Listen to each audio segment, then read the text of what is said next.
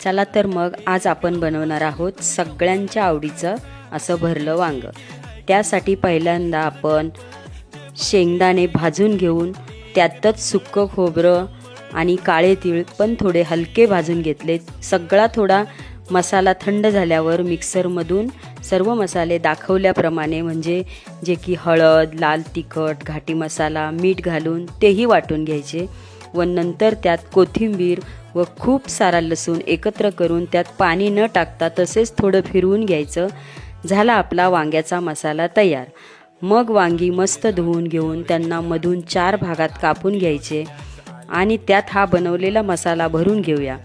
मग गॅसवर कुकरमध्ये तेल 2 चमचे टाकून वांगी मस्त परतून घ्या।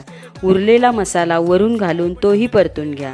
मग त्यात अर्धा ग्लास पाणी टाकून कुकरची फक्त एकच शिट्टी करून घ्यायची। थंड झाला की कुकर उघडून घ्या तर मग एका शिट्टीमध्ये सुंदर घाटी पद्धतीचं भरलं वांग तयार।